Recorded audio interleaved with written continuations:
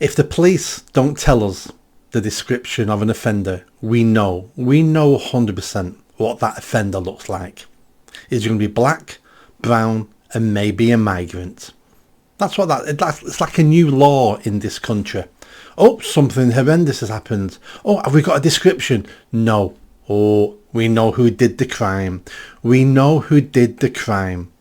Because 100%, if this was 3-4 white guys who did this crime, we would know they were white and British. Because the police would have made an announcement. We're looking for 4 white guys who raped a woman on a Saturday night walking home alone. Now, what was she doing walking home alone? The country's changed. No woman should be walking the streets on her own anymore now. It isn't safe. I don't blame her for that. I blame society for that. But if you're watching this, don't be on the streets on your own. It isn't safe. But if they were white guys, we would know. We see it every now and again. The police will announce something.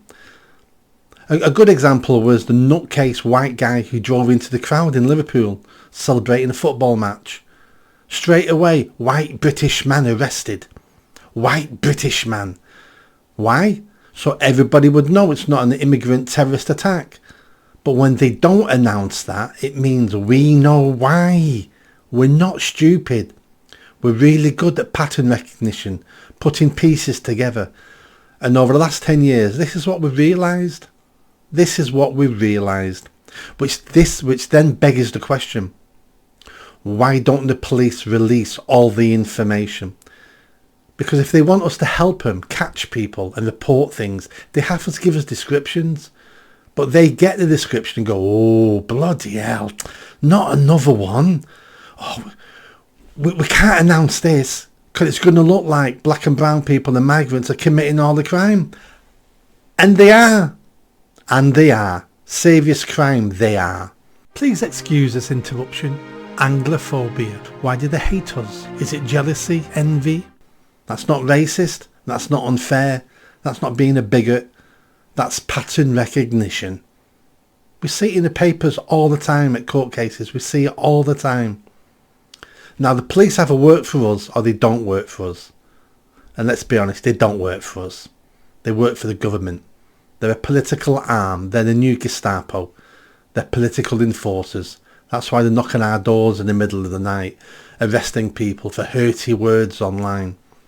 A report's come out yesterday saying the police don't have time to investigate paedophilia and to catch paedophiles. Of course they don't have time.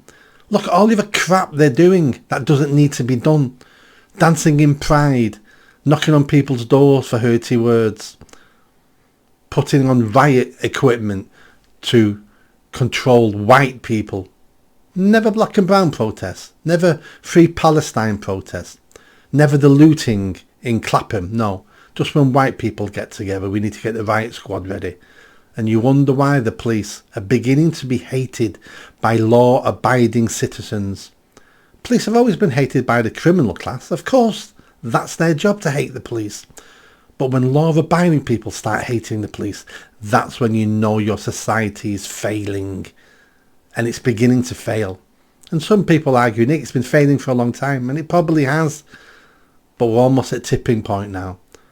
Almost at a tipping point where everything falls apart. And that's going to be dangerous and it's going to be scary and no one wants that. No one wants hell. We need to fix it before we get to that point.